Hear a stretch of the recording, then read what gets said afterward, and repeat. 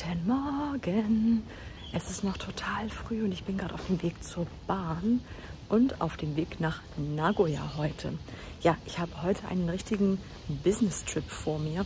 Ich bin schon total gespannt. Ich treffe auch heute die Lena von Japan hautnah. Da bin ich auch schon richtig gespannt drauf, weil das ist tatsächlich jetzt, glaube ich, so das erste Mal wieder seit langer Zeit, dass ich A mit dem Shinkansen fahre und B irgendwo alleine hinfahre. Mein Mann passt heute auf Shiori auf und ja, los geht's, würde ich sagen. Wow, go, go, go!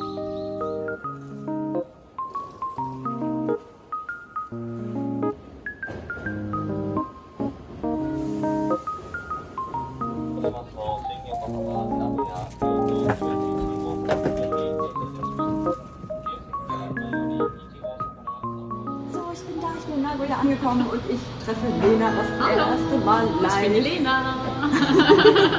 Heute als kleiner Gast, aber eigentlich bin ich ja der Gast. Also Lena führt mich heute ein bisschen in Nagoya rum.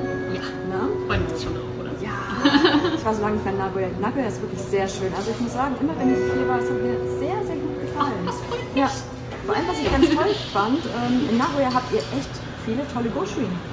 Ah, ja, wenn man Goshuin sammelt, dann auf jeden Fall sehr cool. Wir haben unsere Getränke bekommen.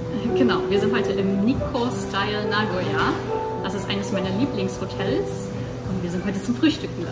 Das ist total schön. Das gefällt mir sehr gut. Ich muss gleich mal so ein bisschen hier rumzeigen, wie das hier aussieht. Das ja. Ist sehr, sehr stylisch. So, ich habe heute mal ein paar Fragen für dich vorbereitet. So, Lena, erzähl mal, seit wann lebst du in Japan? Okay, also ich lebe seit 7 Jahren in Japan. Oh, 3 davon. Ein Jahr länger als du. Seit welchem Jahr bist du hier? 2016. Ja, nee, 2015. 3 Jahre davon habe ich in Tokio gelebt und die letzten 3 Jahre lebe ich hier in Nagoya. Und ich muss jetzt leider ein bisschen Fanboy spielen, aber Nagoya ist so viel besser als Tokio.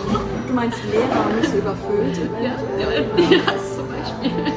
Wo bzw. wie hast du Japanisch gelernt? Ich war 13 Jahre alt und Sailor Moon hat es mir angetan. Ich habe Sailor Moon angeschaut, alle 200 Folgen auf Japanisch. Und ich dachte mir so, ach, das klingt so cool. Ich hatte eine Freundin, die hat gesagt, da in München gibt es eine Schule, wo man Japanisch lernen kann, kostenlos. Ich gesagt, okay, das machen wir. Genau, also es war ein Gymnasium, ganz normal, und die hatten Japanischunterricht und die Lehrerin hat gesagt, ach, egal, ob man hier an der Schule ist oder nicht, ihr könnt kommen zum Lernen. Wie cool. Genau. Unser Essen kommt.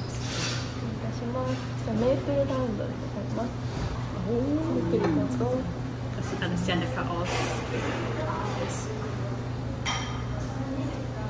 Unser Frühstück heute. Genau, wir hatten gesagt, wie ich Japanisch gelernt habe. Genau, ich habe Japanisch an der Schule in München gelernt. Ja, mein Interesse an Japan ist immer größer geworden. Mein Interesse an Anime und Manga ist immer weniger geworden. Und 2010 war ich das allererste Mal in Japan an einer Sprachschule. Mein Japanisch hat sich nicht wahnsinnig verbessert. Es waren 6 Wochen, aber es war eine unglaubliche erste Erfahrung. Und so richtig gelernt Japanisch habe ich dann an der Uni. 4 Jahre, 3 Jahre in Deutschland, 1 Jahr Auslandsjahr und dann so richtig fließend Japanisch gelernt, erst als ich angefangen habe in Tokio zu arbeiten. Der Alltag, ne? Ja, genau. Das habe ich aber auch gemerkt, ne? Also ich finde, so Language Schools sind generell gut für Basics, aber wenn du wirklich so ein bisschen weiterkommen willst, also der Alltag, man muss es halt einfach benutzen. Kanji liegt mir nicht so. Jetzt immer noch nicht. Aber mir ist die Grammatik, bei mir ist Grammatik so ein bisschen. Kannst du Keigo gut? Jein. Ich habe ja japanische Kunden. Ich muss schon ein bestimmtes Level an Keigo drauf haben. Und auch so einfach die E-Mails und sowas, das hat ja alles so seine Form, wie das alles strukturiert sein muss und was für Floskeln man benutzen muss und sowas. Also diese Sachen kann ich schon. Es funktioniert schon, dass ich ordentlich meinen Respekt zeige, wenn ich mit Kunden kommuniziere. Das ist wichtig. Das ist wichtig. Für Japaner ist es schon wichtig. Aber man hat natürlich trotzdem immer so den Ausländerbonus. Das heißt, wenn es mal eben nicht so funktioniert, dann ist das auch okay. Ich finde es immer so lustig, selbst Japaner zu sehen, die in der Bahn sind und dann so schnell so auf der Website gucken, so wie benutze ich das richtige Keigo, bla bla bla. Und so, du bist Japaner. Das ist eine Muttersprache eigentlich. Next question. Was magst du an Japan? Das Essen. Das Essen. Jeder das Essen. Das Essen. Es ist halt einfach gut. Nachdem ich mein Auslandsjahr gemacht habe und wieder zurück in Deutschland war, ich habe wirklich vom japanischen Essen geträumt. Das war so das, was ich am allermeisten an Japan vermisst habe. Warte, nicht die Toiletten? Au! Beheizte Sitze. Ja, auch, ja. Ansonsten, was mag ich an Japan? Auf jeden Fall die Geschichte, Kultur, alles, was damit irgendwie zu tun hat.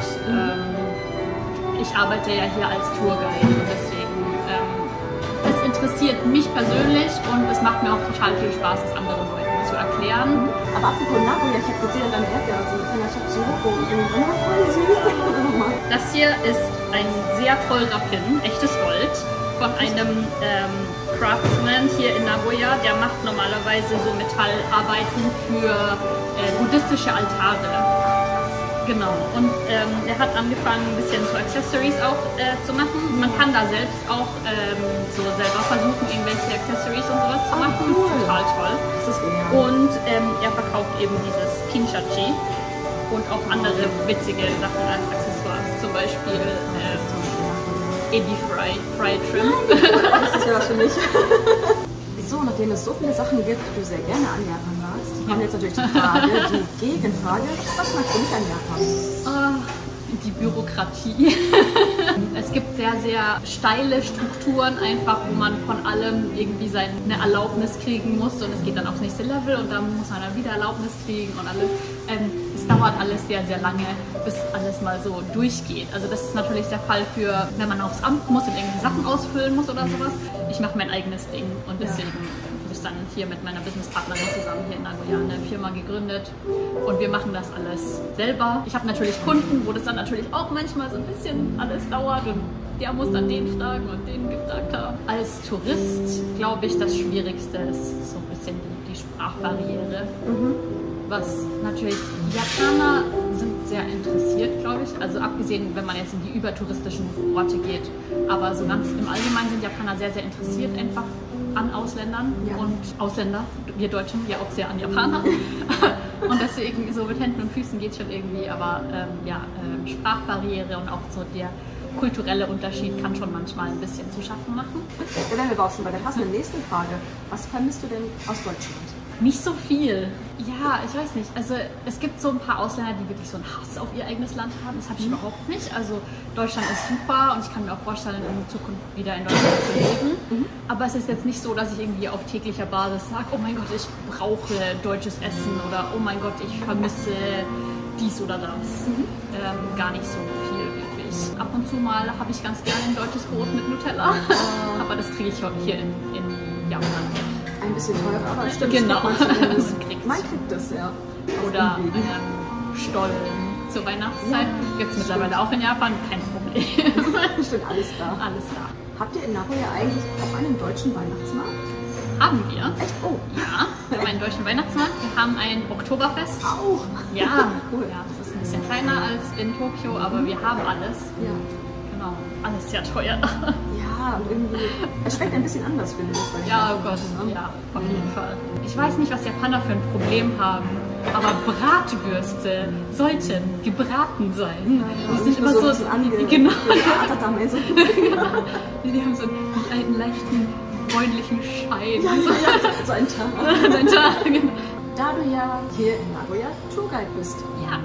wie kam es eigentlich dazu? Was hat dich eigentlich dazu verleitet zu sagen, so, ich werde jetzt Tourguide in Nagoya? Ich bin hier in Nagoya angekommen, mein Mann ist hier aus der Region und ich war natürlich dann dadurch ein paar Mal hier zu Besuch, einfach die Familie zu besuchen und kennenzulernen und ich habe mich in das Essen hier verliebt. Nagoya Meshi ist der Name für das lokale Essen hier in Nagoya und es ist sehr bekannt dafür, dass es einen sehr, sehr starken Geschmack hat. Das kommt dadurch, dass sehr viel rotes Miso benutzt wird und auch die anderen Gerichte, die es so gibt, sind sehr, sehr geschmacksintensiv. Also es ist jetzt nicht so wie in Kyoto, wo alles so naturbelassen und natürlich ist und sowas. Und ich glaube, so als Deutsche passt das einfach so ein bisschen besser als das andere Essen. Und deswegen dachte ich mir, das sollten eigentlich mehr Ausländer davon wissen. Und deswegen habe ich gesagt, okay, ich werde jetzt ein paar Touren konzipieren, die das tolle Essen hier vorstellen. Und damit habe ich angefangen im Oktober 2019. und konnte dadurch dann ein paar ausländische Touristen hier das Essen zeigen und alle waren sehr positiv davon begeistert und das hat mich sehr gefreut. Und ja, dadurch habe ich dann quasi als Tourguide angefangen und eigentlich so mein eigenes Ding gemacht. Das stimmt, Nagoya ist immer so ein bisschen außen vor. Ich meine, bei meiner ersten Japanreise waren wir in Nagoya, das weiß ich noch, aber so die meisten sind immer nur so Tokio, Osaka, Kyoto. Das sind immer so die... Wenn man nach Nagoya kommt, die Leute gehen zum Schloss und dann... Das war's. Das Schloss ist auf jeden Fall ein Besuch wert, aber es gibt so viel mehr hier in Nagoya zu entdecken. Deswegen habe ich eben dieses Food-Tour-Business angefangen. Und zwischendrin habe ich meine Businesspartnerin Ellie getroffen, sie ist Spanierin und wir haben dann zusammen uns getan und die Webseite Nagoya is not boring gestartet. 2020, während Corona, super Zeit. Stimmt, das ist mittendrin, ja. Ja, aber eine gute Zeit, alles in Ruhe so vorzubereiten. Genau, also andererseits, genau, wir sehen das positiv. Wir hatten jetzt 2,5 Jahre Zeit, uns vorzubereiten, unsere Touren zu perfektionieren, sehr viel PR zu machen und rauszufinden, was wir machen wollen. Und die Webseite Nagoya is not boring könnt ihr auch auf Deutsch finden. Unten verlinkt. Da du ja Essen so gerne magst. Ja. Jetzt kommt eine ganz, ganz schwere Frage. Was ist denn dein Lieblingsjapanisches Essen? Das ist eine ganz einfache Frage. Was für heißt? mich. Ja. Oh. Hitsumabushi. Davon hast du jetzt wahrscheinlich noch nichts gehört. Es ist Aal, gibt es überall in Japan. Unagi. Aber hier in Nagoya das Aalgericht, das heißt Hitsumabushi. Der Aal kommt klein geschnitten auf einer Reisschale an und man isst das Ganze in 4 Schritten. Die erste Portion isst man quasi genauso wie sie kommt, diesen Aal, wie er auch in anderen Teilen von Japan kommt mit dieser tollen Soße, die einfach so süße Sojasauce quasi, mit Reis und das ist sehr, sehr lecker. Dann die zweite Portion, die verfeinert man mit ein paar anderen Toppings, also zum Beispiel Frühlingszwiebeln, Sancho. Dadurch verändert sich der ganze Geschmack von dem Gericht. Das ist ein ganz tolles Geschmack. Das ist ja cool. Dann hast du ja wirklich so ein Gänge-Menü, aber das gleiche mit so verschiedenen Geschmäckern. Richtig. Und das dritte ist dann mit Dashi, also man macht da quasi ein Ochazuke draus, so ein Porridge. Dadurch hat man eben diese 3 verschiedenen Geschmäcker, die man ausprobieren kann und die letzte Portion kann man dann genauso essen, wie es einem am besten geschmeckt hat. Ja, das war jetzt eine sehr, sehr einfache Antwort von dir. Ganz schnell. Ich musste immer so ein bisschen überlegen. Da wir uns ja hier in Nagoya befinden und du jetzt auch Nagoya wirklich schon, ich würde mal sagen, so alle Ecken gut kennst, welcher Ort hier ist dein Lieblingsort? Osu. Die Osu Shopping Arkaden. Man findet dort alles, wenn man Manga- und Anime-Fan ist, gibt es dort Shops für einen. Es gibt Second-Hand-Shops, wo man Kimonos und solche Sachen kaufen kann. Man findet sehr viele Tempel und Schreine an allen Ecken und eine ganze Menge Streetfood. Also das ist so alles, was man sich wünschen kann in einer kleinen Area. Wenn ihr mehr von Lena und ihrem Channel und allen generell sehen wollt, alles ist unten verlinkt in der Videobeschreibung. Wenn euch das Video gefallen hat, lasst gerne einen Daumen hoch da, abonniert diesen Channel und ihren Channel und JNTO auch und einfach alles. Immer alle auf einen rumrutschen. Und wir sehen uns dann im nächsten Video wieder. Bis dann!